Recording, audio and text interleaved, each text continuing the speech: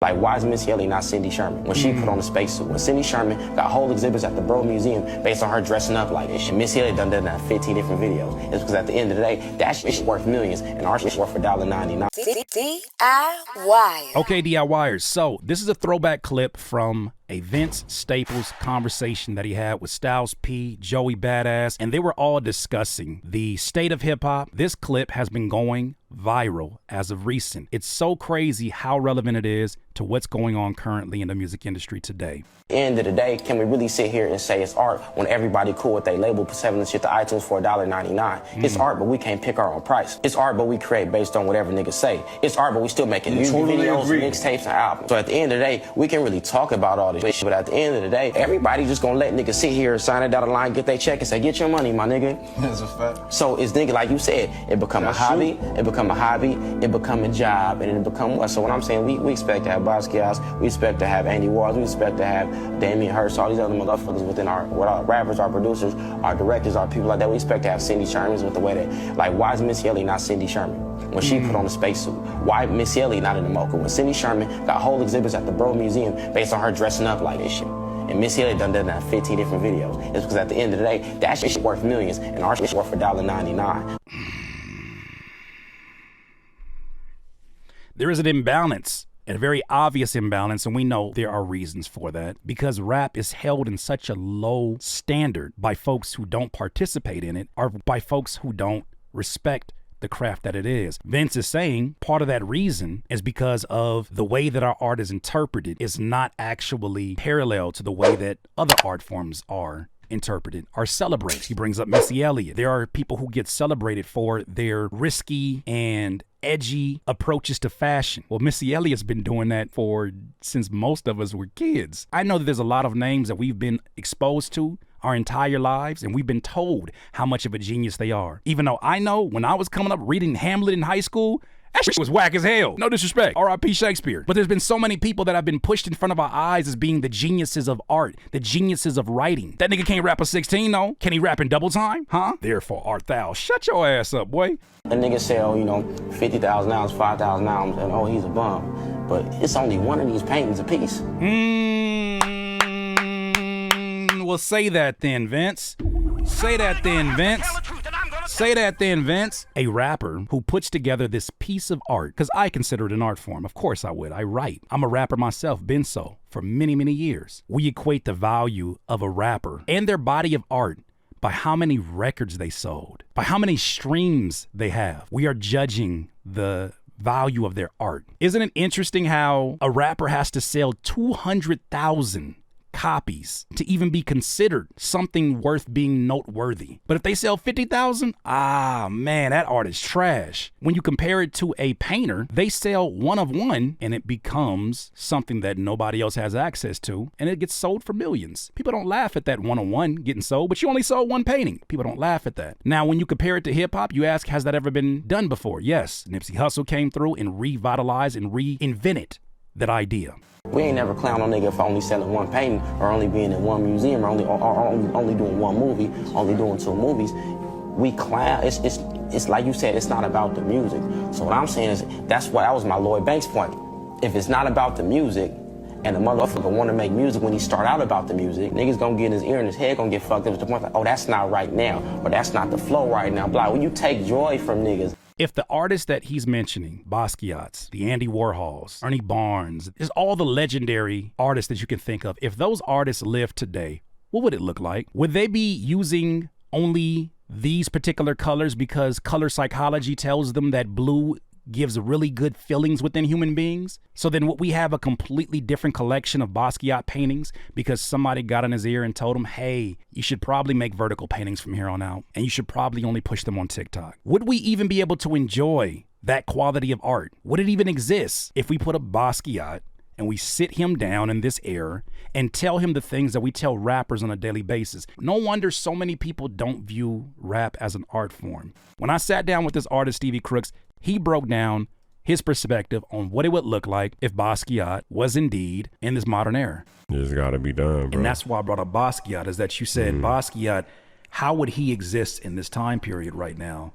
Like, what would he look like on social media? Would he be on social media? I feel like someone would be attached to him because the way that the internet works, man, there would be somebody that will be attached to him that doesn't need to be attached to him. And damn near almost try to exploit him at first. He will break away from that person. Everyone will find out that he broke away from that person.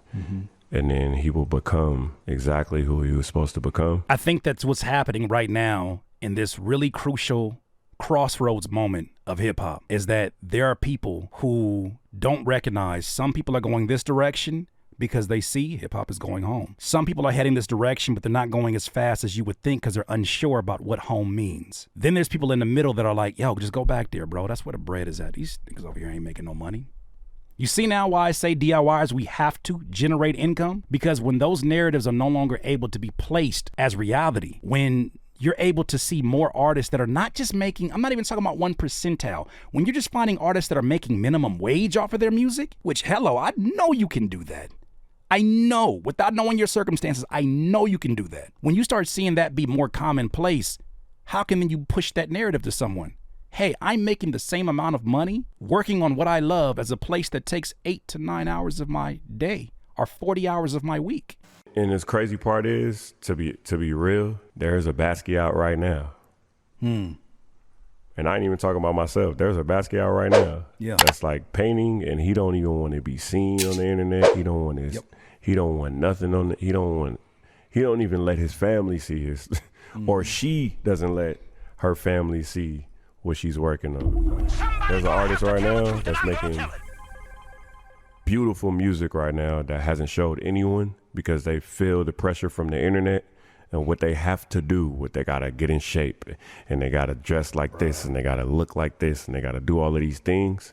And it's stopping them from taking their art to a level where it doesn't matter what you look like. The art matters. When you're good, you're gonna be good. Whenever you see folks that are in powerful positions that don't feel powerful, speaking so weakly about the state of the industry, rap is dead, rap is this, all that tells me is that what once worked as your hustle is no longer hustling quite the same way. Or should I say bustling the same way? Not bustling, that's a different word, look it up. All I can see is the weakness in a statement like that. When I see that there's so many artists out here who are taking that extra step, getting those Skillshare courses, finding that extra way to generate income as a content creator, as a mom and pop out of the house ghost kitchen, when I see so many of those existing so that they can support their music, and they are supporting their music, and now they're able to sit there in the studio and create whatever music that they want to create. They're able to create at their highest levels of art, and that has not always been the desire of every artist. You don't need everybody. You need the right body. You don't need the masses. Too many of us have these made up stats about what the masses want from us as artists. You gotta do this nowadays. You can't sell this nowadays. So many of us have stats and ain't did a lick of research into it. Some of you are neglecting the 10 people that are listening to your music now and don't know anything about them. Some of you sold your first beat. You haven't thanked your customer before you thank BeatStars or Airbit. So then why would you then be blessed with masses of people? No. The way that you're treating your super fans today will be the blueprint for how you treat that following you have tomorrow. But we're living in a time now where, fam, you're free. It may not feel like it because there's a lot of obstacles. There's a lot of things we must do. It's overwhelming, but you're free, fam. You are free to make whatever music that you want to make. You are free to work with whomever you'd like to work with. And if not, you have the freedom to start it yourself, because you know what? You are a DIYer. Please take advantage of this time. Please treat this as a business that it is. But also, please do not forget that you have the right, the freedom to create at the highest level that you can think of. And too many people are playing a very small game. But those are some of my thoughts, ladies and gentlemen. Let me know what you think. I recently went on tour and gained a new perspective. In this post-pandemic world where not a job's protected, who was I to think my rap profession was the exception to a worldwide recession? Here's my new direction. You see, I still be selling CDs by the physical, I put my logo on a T and then they Venmo through. The only problem is the profit go to the venue too. So I got to thinking, what if I did this in my living room?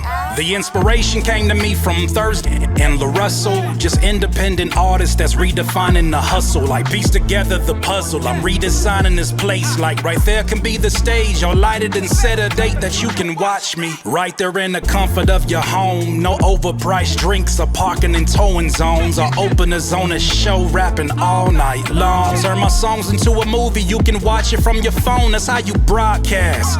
This is DIY, let's make a podcast. Well, it seems about right. You see, the very same room I do interviews anytime. Now, why would I want to sign when I am the co-sign without a staff? I automated and OBS and no BSing. I'm hoping you finally get the message. It's finally feeling leveled. The time we live in is special. I know it can be so stressful, but the devil is a lie. We are DIYers.